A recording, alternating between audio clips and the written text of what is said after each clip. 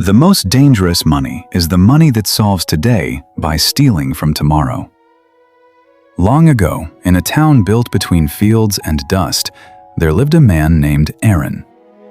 Aaron was not a rich man, but for many years he was a balanced one. His harvests were modest, his home was small, his tools were worn from honest use. His hands were rough, his meals were simple, and his life, though narrow, still held together.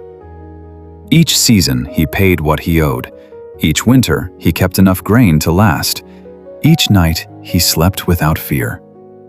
That was not luxury, but it was peace. Aaron understood the rhythm of ordinary life. The earth gave, the earth withheld. Some years were generous, some were lean, but over time the balance held. What came in was enough to answer what went out. That is how many people live before trouble arrives, not in abundance, in equilibrium. Then one year the rain did not come. At first the delay seemed temporary, a few dry days, then another week, then cracked earth where soft ground should have been. Aaron kept waiting. Farmers always wait a little longer than wisdom recommends, because hope, when tied to weather, rarely leaves all at once. But the sky stayed empty, the ground hardened, the crops thinned, the green faded into weakness. And slowly, Aaron's life stopped feeling balanced. He sold his spare tools first, then the tools he still needed, then one animal, then the other. He told himself each loss was temporary, only enough to survive the season, only enough to get through the month, only enough to keep the table from going bare. But drought has a way of turning temporary choices into a pattern, and winter arrived early. The fields had not recovered, the stores were too low. The nights grew colder before Aaron had time to prepare for them. The house felt smaller then. Not because the walls had changed, because worry fills a room more quickly than furniture ever does. The fire weakened, the grain bins emptied, and the silence at the table began to feel heavier than hunger itself.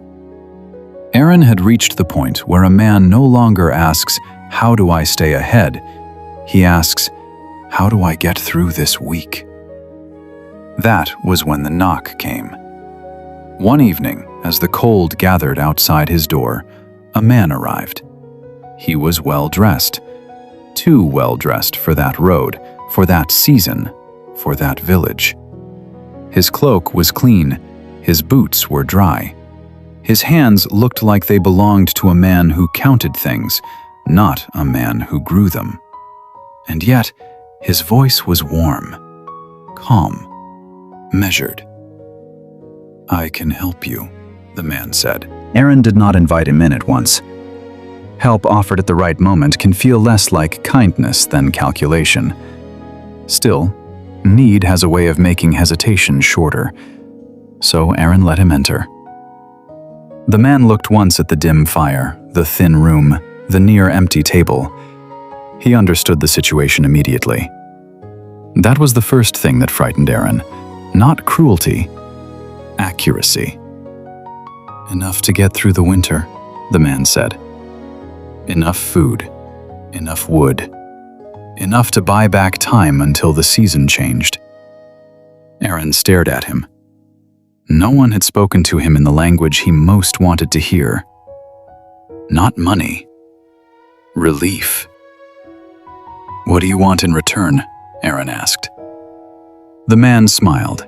Not broadly, not greedily, just the kind of smile that appears when a door opens exactly as expected. "Nothing today," he said. "Only a promise of tomorrow." That was how it began. Not with violence, not with pressure, not even with a lie. With a phrase gentle enough to pass through a tired mind without resistance. A promise of tomorrow. Aaron knew he should ask more. How much? Under what terms? What would tomorrow cost once it finally arrived? But hunger makes details feel expensive. Cold makes caution feel slow, and desperation has always been one of the best customers Easy Money has ever had. So Aaron agreed. The money solved everything. Food returned to the table. The fire stayed lit. The house grew warm again. For the first time in weeks, Aaron ate without counting each bite against the next day. For the first time in longer than that, he slept deeply. That was the trap. Not that the money hurt him immediately, that it worked. It did exactly what he needed it to do. It gave relief. It gave warmth. It gave back the feeling that life was under control. And when something removes pain quickly, the mind rarely asks what pain it has merely postponed. Tomorrow could wait. That was what Aaron believed. Winter passed. The fields softened. The sky changed. Spring returned the way it always does, quietly at first, then all at once. And with it, the illusion ended. Because spring did not arrive alone. So did the man. He came back as calmly as before. Same clean clothes, same measured voice, same unbearable softness. He did not threaten. He did not raise his voice. He did not need to. He simply counted what had been given, what had passed, what was now owed. Aaron listened and slowly understood that the debt had not waited through the winter.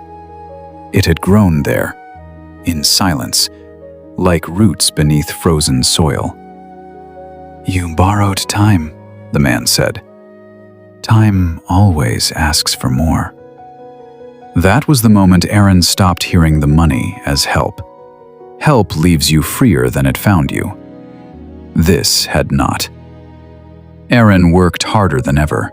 He rose earlier, stayed longer in the fields, pushed more from the ground, more from himself, more from each passing season. But each harvest fed the debt first. The future no longer belonged to him. That was the true cost. Not that he had owed. That what came after him had already been spoken for. Each good season was not recovery. It was repayment. Each gain arrived already claimed. Standing in his field one evening, watching light fall across land that no longer felt fully his, Aaron finally understood what had happened. He had not borrowed money. He had sold tomorrow, piece by piece. That is how dangerous money works. It does not always arrive with chains in its hands. Sometimes it arrives as relief, as food, as warmth, as rest, as the ability to breathe again. And that is why people trust it. Because for one night, or 1 month, or one hard season, it feels like rescue. But money that steals from tomorrow never removes pressure. It only moves it forward. And when it reaches the future, it does not arrive alone. It arrives larger. Easy money doesn't remove pressure. It moves it forward and adds interest.